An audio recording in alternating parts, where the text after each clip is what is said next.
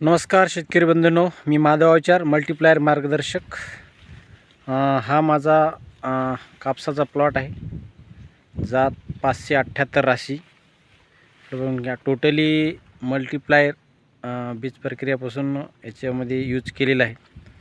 तर बघून घ्या, आतापर्यंत झाडाला म्हणजे 3 महिन्याच्या न पूर्ण झाडाला 60-70 बोंडापर्यंत आतापर्यंत माल तयार झालेला आहे टोटली. आणि फक्त 2 वेळेस खत झालेलं आहे, 2च वेळेस खत झालं.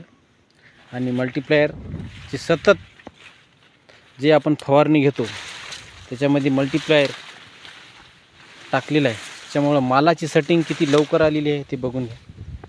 जास्तीत जास्त मालाची सेटिंग, घाटराचा आकार मोठा आणि पाते आणि फूल आणि ग्रेनिटी पण कायम टिकून आहे. ग्रेनिटी पण फुल आहे. आणि याच्यात आतापर्यंत एक 5 ते 6 किलो म्हणजे खूप कमी गेले खतात बेसोल डोसमध्ये. आणि फवारणीच्या माध्यमातून मात्र दर फवारणीमध्ये आपण मल्टीप्लायर घेतलेलंच आहे. त्याच्यामुळं खत जरी याला खालून कमी झालं असलं तरी फवारणीच्या माध्यमातून याच्यामध्ये ग्रेनिटी भरपूर आहे आणि मालाची सेटिंग पण भरपूर प्रमाणामध्ये झालेली आहे. तर आता बघा, ही 5 फुटाची हाईट आहे झाडाची. तर बघून घ्या, पाती, फुलं आणि हे तयार झालेला माल म्हणजे पूर्ण फांदीला जेवढं पातं लागलेलं आहे तेवढे मालाची सेटिंग झालेली आहे. तर मायक्रोन्यूटनच्या माध्यमातून आपल्याला बोलायचं झालं तर वेगवेगळे मायक्रोन्यूटन आपण वापरतो महागाचे. तर तुम्ही एक 250 रुपयाचं आपलं जे 250चं पाऊच आहे त्याच्यामध्ये 10 टाक्या होतात. तर तुम्ही सततच्या फवारणीमध्ये जर ते घेत राहिलं तर तुम्हाला कुठलंही मायक्रोन्यूटन भारीचं वापरायचं काम नाही. त्याच्यामध्ये मालाची सेटिंग तर कापसाला तर तुम्ही आवर्जून वापरा, कारण पोटॅशियम ह्युमिट त्याच्यात 100% आहे. त्याच्यामुळे तुमच्या मालाचा जे घाटराचा आकार आहे ते बढिया जंबो होतो. आणि दुसरी गोष्ट, गिरनिटी फास्ट ठेवते, घाटरू पकडण्यासाठी किंवा गळ कमी होते. हे सगळ्या गोष्टीमधून आपल्याला त्याची आज या फवारणीच्या माध्यमातून दिसून आहे. इकडं बघा, मालाची जी सेटिंग आहे, भरपूर मालाची सेटिंग झालेली आहे बुडापासून ते शेंड्यापर्यंत.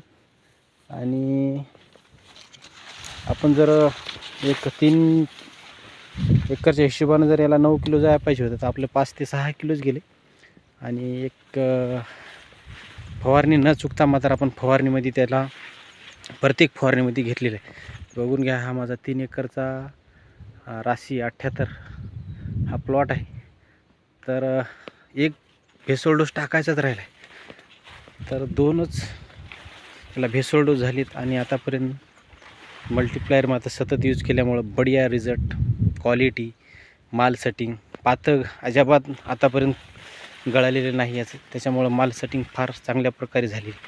तर शेतकरी मित्रांनो, एकच विनंती आहे, कापसासाठी तुम्हाला जर सेटिंग करायची असेल, घाटराचा आकार मोठा करायचा असेल, मालाची गळ न होऊ द्यायची असेल, तर प्रत्येक फवारणीमध्ये कापसाच्या तुम्ही मल्टीप्लायर यूज करा आणि रिजेक्ट तुमच्या तोंडानंच सांगत चला. नमस्कार.